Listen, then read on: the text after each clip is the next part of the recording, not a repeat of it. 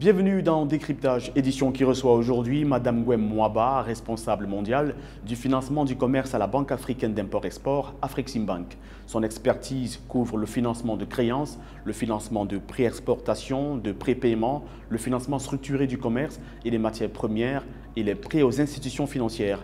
Avec elle, nous aborderons les défis et les enjeux de développement du commerce en Afrique. Vous avez participé et co-organisé le séminaire Afreximbank sur le financement du commerce en Afrique. Qu'est-ce qui a motivé l'organisation de cette rencontre? Thank you very much for that question. I mean, this is an event that Afreximbank has been hosting for the last 23 years. And Afreximbank realized very early on, after its establishment, that there was need to build capacity skills for trade finance practitioners on the African continent. You know, most trainings are available outside of the African continent, and if banks are going to send their staff, because of the cost, you know, of the airfares, the cost of accommodation, to travel to faraway places like the US, Singapore, or anywhere in Europe, they can only send a few staff. So the idea was to bring this training closer to our clients, who are mainly banks, not just banks, but mainly banks. And what we have found actually by bringing the training closer to the delegates, the banks are able to send bigger numbers of staff, so more opportunity for more bankers to be trained and upskilled. Le déficit de financement du commerce en Afrique est estimé à plus de 100 milliards de dollars. Qu'est-ce qui justifie ce faible niveau de financement et comment combler ce gap? No, you're absolutely right. I mean, AFDB's survey consistently shows that trade financing gap remains at between $90 billion and $100 billion. That's a huge amount of money annually. And when you look at what constitutes that gap, you'll find that it's mainly SMEs. And we know that around 80% of economies are driven by SME-led businesses. However, access to finance for SMEs is not so easy. And there's a number of reasons for that. The rejection rate when SMEs try to borrow money is much higher than when larger corporates try to access financing from banks. And the reasons vary. They may not have security, they might have poor governance structures, sometimes it's difficult to do KYC. So basically, in short, most SMEs have challenges in meeting the quite high thresholds of risk acceptance criteria that the banks set. And this is why this gap continues to remain so high. However, so what we have to do, well, at least from a development finance institution, is start to look at alternative ways of financing the SMEs, so that either through bank intermediaries to help them get comfortable with eliminating some of those risks that they might see with these SMEs, or finding ways of financing SMEs through alternative structures such as supply chain finance, where the performance risk on the SME has been eliminated and you can just discount the invoices for the goods and services that they have supplied. So it's something that Afreximbank is very focused on and trying to indeed contribute to shrinking that persisting trade finance gap. Le séminaire d'Afreximbank à Kampala était meublé par des sessions sur différents thèmes et notamment le lancement de l'académie Afreximbank. Pourquoi c'est important pour la banque d'avoir sa propre académie et en quoi cela avance-t-il le secteur bancaire sur le continent? It absolutely does advance the banking sector on the continent, but not just the banking sector, but all those involved in trade. It might be legal firms, financial advisory firms, even corporate clients who are involved in various types of trade. So it's really an extension of what we have been doing. Afreximbank has many capacity building programs, this trade finance seminar being one of them, but we have other topics that are covered. You know, we have factoring workshops, we have syndications and agency workshops, we even have workshops which touch on other things like KYC, for example. We promote our payment system, AFPay.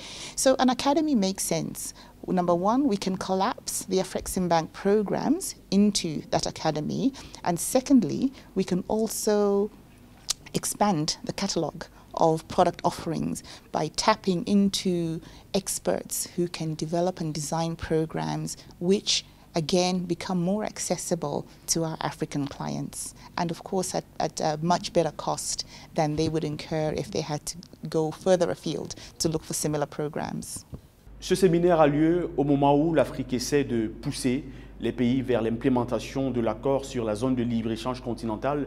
Est-ce que vous pensez que ce séminaire peut aider à quelque chose pour contribuer à avancer ce grand projet qu'est la ZLECAf? Absolutely. So if you looked at the program, you will find that actually we had a session on AFCFTA covering what is AFCFTA and what are the opportunities and challenges, to really try and break it down from, why is AFCFTA important and why is its implementation important, and then how can we go about implementing. There are challenges, of course, but we also spoke about how do we address those challenges and how Afreximbank in particular stands in a well-placed position to assist our clients to address those challenges.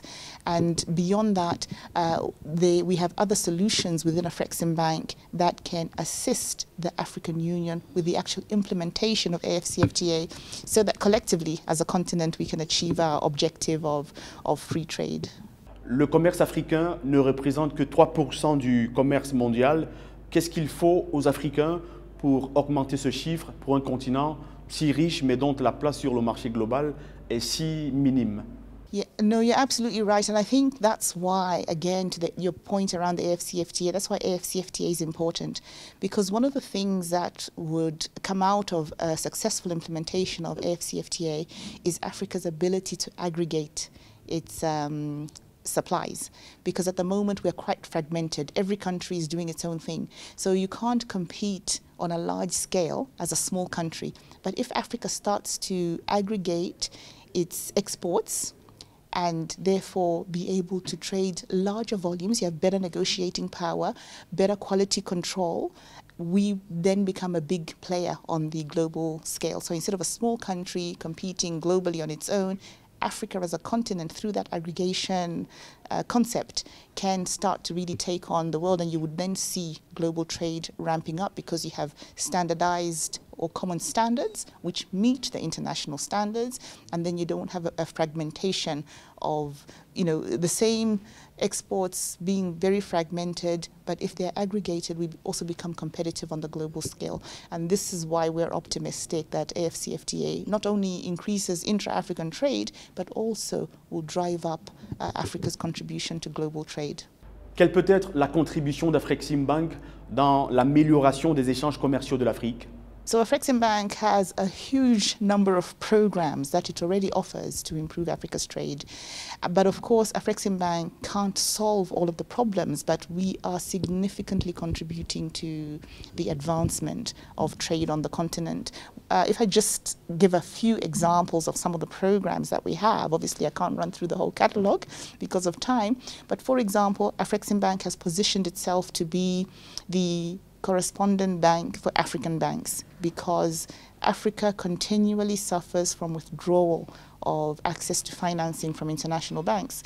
So Afreximbank has a program where we are targeting 550 out of the 600 to 700 regulated banks on the continent to provide them with LC confirmation lines, because there's no certainty that they will get the capacity that they need from international banks. So Afreximbank has positioned itself to start being that bank that offers that capacity to African banks.